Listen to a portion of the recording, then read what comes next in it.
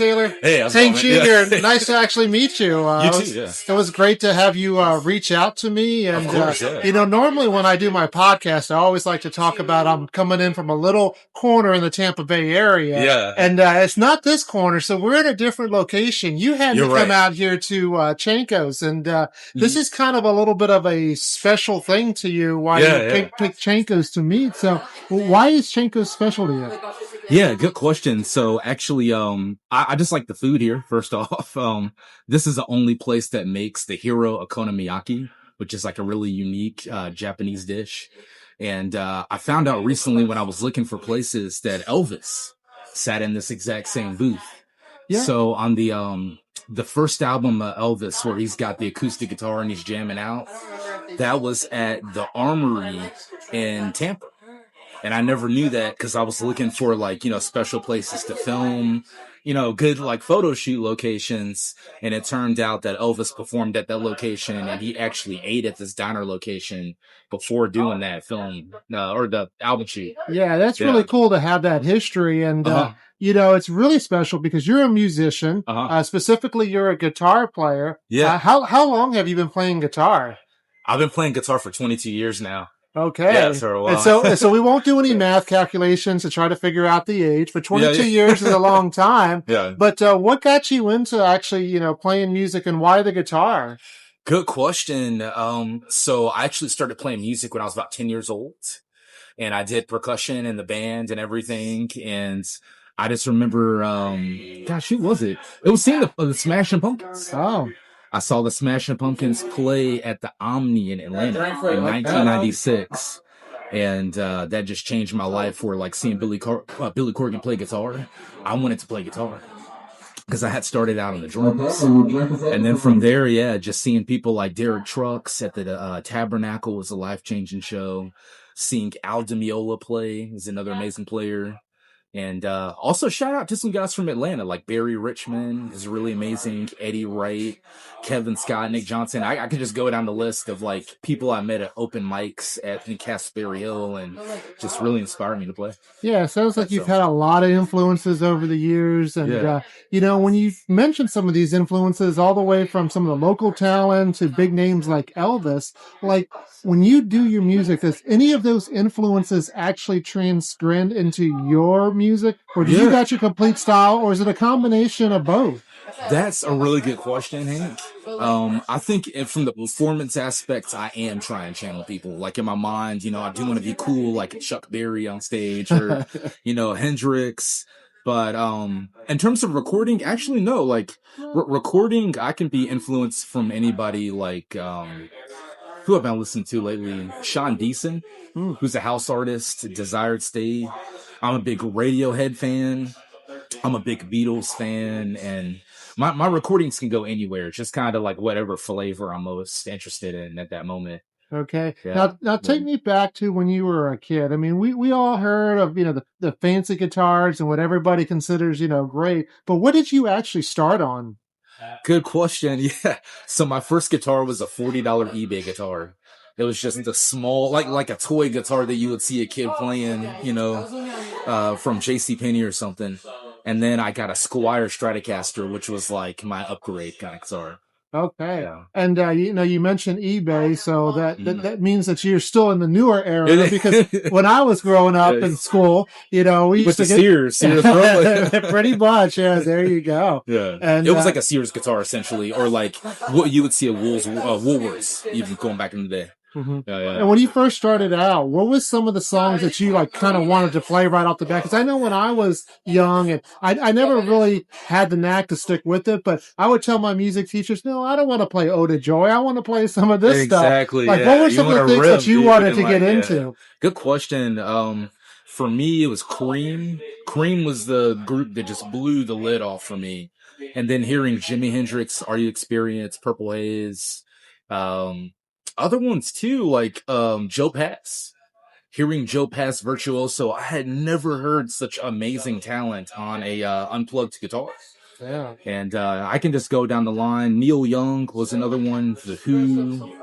Yeah, pretty much anything from like 1959 to like 1979. I was just eating up like voraciously at the age of 16, and I heard about Van Halen, got into them. I even heard Van Halen's version of Pretty Woman, Wow. and that got me into Roy Orbison and like but Bob Dylan and all that stuff. So yeah. So, like I said, we're here at the Chenko, and you said it got some great food, and they brought us out some food. What did they bring us out here? Yeah, good question. So these dishes that we have here, I want to say this is a pork belly. I'm not sure. We've got pork belly, and we also have like a fried squid. I'm sorry, this is a pork belly. Okay. This Well, is squid. don't confuse the two, right? I know, yeah, In don't case confuse somebody's them. allergic, but Oh you know, man, they be screwed, take a man. look at this. Isn't Yeah, this yeah. some great stuff right there? Yeah, definitely some good food, and hoping to chow out on this. And how But did they're, you first find this location? you know what, dude? I had Googled it, or maybe I didn't even Google it. That could be a lie. I'm sorry. I live super close to here, where I can literally just ride my bike here.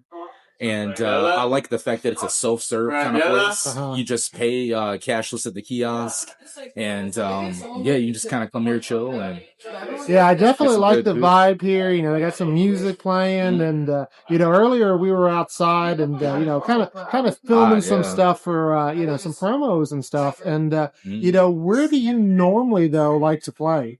Yeah. Normally, I'm gonna be at Armature Works Okay. or like Ybor City is another place that I play at. I've played like what was it, Pegasus Lounge, like a couple times. Done that spot, but mainly I'm just busking. Yeah, so for Yeah. those who, have watched Hank's Corner and are seeing this that may not be from this area, these are some great Tampa spots. I mean, Yeah. Armature Works and Pegasus is talking about, when you come to Tampa, those are some of the places you want to visit, Definitely, correct? yeah. Armature Works is amazing. Where else? Stone's Throw is a really good spot at Armature Works. And then shout out Butcher and Barbecue. Butcher and Yeah. Barbecue is really Yeah, our Armature Works is right there on the river, and it's a great yeah. spot. Obviously, Ulele is there too. yeah, Tampa Bay is known for like the beaches and all that it has, but it's got some nice river walks and all that kind of stuff as well. Exactly, right there in the Riverwalk. Yeah, I'm hungry too. I don't know if you're ready to Yeah, shout out or yeah. Go We ahead, got let's start forks it. and spoons here. I'm definitely not a chopsticks kind of. Cannot use chopsticks for this. But I think you're gonna dig this, man. It's got the pickled cabbage. Oh, it looks delicious. The actual signature dish is the okonomiyaki, Okay. which is it just looks like a bunch of cabbage and noodles and junk kind of thrown together. But that dish originated during World War II when they had bombed Hiroshima, and they had, you remember, it was just nothing. Hiroshima, the economy and everything was flat, and people had nothing to eat. And okonomiyaki was like a survival kind of thing. It was just, I can get a little bit of noodles here, I can get a little bit of cabbage, I can get some pork and just make a dish. But people were like literally starving during that time. Yeah, this is definitely some good food here. I'm enjoying it. Yeah. So thank the management here for allowing us to do this. This is great. So like I said, this place is called Chenko's, but it has a meaning to it, is what I've heard, and I think you might be able to explain what Chenko's means. So Chenko, what does Chenko mean? It's something that's like a protein that the sumo wrestlers eat. So like Chenko is a stew that they come together like as a community and they just all eat it. It's essentially just high protein. But there's that community aspect because the sumo wrestlers are coming together eating it at that time. So yeah, if I'm not mistaken, it kind of has like a mentor type relation to the name. And has anybody mentored you? And is that something that like you look to do to the future artists that are coming up to mentor? Or you're not ready for that? I would love to mentor people for sure. I kind of feel I need to show and prove first, and get a little bit more under my belt. But yeah, honestly, I think, you know what, I could mentor now because failure is the biggest teacher, and I failed many times, Hank, several times in my life. In terms of my own personal mentors, I think my parents did a great job of raising me. I want to give a shout out to my mom and dad, definitely, for instilling a lot of great values in me. My grandparents, my whole family. And yeah, there's always people throughout the way. School teachers, I've had barbers. My barber right now is amazing. His name is Hugo Santiago, and he's a preacher. Okay. And he's good.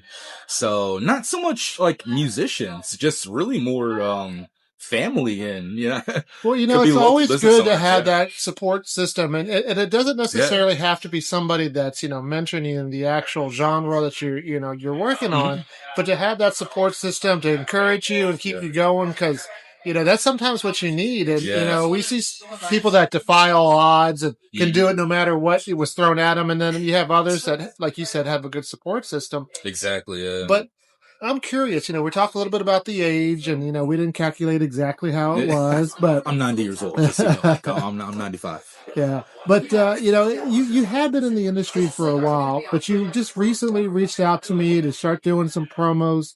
Why now? Is this kind of like a time of the life that you want to make a change or accelerate? Like, why now? So I'm 40 years old, and I just don't want to waste any more time, man. It's just one of those things where I've been doing this for the past 22 years, and it's the only thing that's actually kind of stuck. So I've worked like 19 or 20 different jobs. Music is the thing I keep coming back to, and it's definitely spiritually led, and yeah, I love it. So I just figure if I'm gonna do this for the rest of my life, just make the best of it. So obviously you got to have some kind of goal, some kind of aspirations to go to. Where are you looking to be? Where are you trying to get to? What is your goal in all of this? I think this is where the Chanko part comes in. I want to build a community right now. Because right now, I don't know who my fans are. I think truly successful artists know who their fans are, know what their fans' likes are, and they have a connection with their fan base. And I'm trying to build that now, that community. And, busking at the ground level, like literally passing out music to people on the street, just trying to create that connection with the fan. And I would love to have a fan base of like 100,000 fans just starting out, man. Like, I think if you can get 100,000 people to be hyped up about you and then will spend even $25 on your show, that's money right there. That's, and I want to build that community. Yeah. So how good are you with social media? Now that's the question. Exactly. Yeah. I'm really not that great at it. And I do want to, find people, assemble a team. So, you want to build that fan base, but you've got to have a team so you can do it. And it's tough, man, but yeah, well, I appreciate you reaching out, to Hank Jr. Productions and allowing us to get on the ground level like this. Yeah. Hopefully, you'll be able to figure out, because I'm still learning myself how to figure out those algorithms and how to try to get that publicity. But I know you're doing a great job out here, in the streets of Tampa. People, when they hear your music, they have a buzz about it. They start talking about you, and butter me up, But we hope to see that you're successful. And do you have anything that people can follow now? Any socials or websites? Of course, yeah. So I'm on Bandcamp. That's www.theartfuldodger333.bandcamp.com. I am going to launch a website, though, with my actual name. Mm-hmm. So that's the main thing, is having a real website. I've got a SoundCloud as well. SoundCloud.com/theartfuldodger333. All right. So now you mentioned Artful Dodger a couple of times. So now you're going to have to tell us, what's the significance behind that? So the Artful Dodger is a character from the book Oliver Twist by Charles Dickens. Mm-hmm. And as a kid, I just really related to this character because he's a pickpocket. But this kid is raised in the streets, and they said that the Artful Dodger dressed like a grown man, and he would smoke cigars, and he was almost like a little man almost. And he was the head of like the pickpocket thieves. And I guess as a kid, I just always kind of related to that kind of streetwise image. And I'm kind of childish myself too. I'm a grown man now, but I do not feel like it. I feel more like a, Artful Dodger, if anything, but great author, by the way, Charles Dickens. Yes, I definitely love Charles. I got pretty much all his books in old type style book on my bookshelf. Yeah. Love reading it. And it's been years since I read it. You might have me beat, man. Well, it takes me a long time to read it through. I mean, they are long novels, but they are great. But, Taylor, Artful Dodger, it was great meeting you here. You too. I love the fact that you invited me out to Chanko's here. Has so much, history. And like we said, Elvis sat at this booth, and you know what? Right here. Who knows? And it says it. Yeah, underneath here it's going to say Elvis booth, and maybe the Maybe, Artful I don't Dodger know, too man. as well underneath. Maybe we'll I have don't to know see. Well, it was great Yeah, meeting you too. you. Thanks, Good sir. luck with everything, and of course, if you ever want to be a guest on Hank's Corner, you're more Yeah, than I'd love welcome. to. Thank you so much.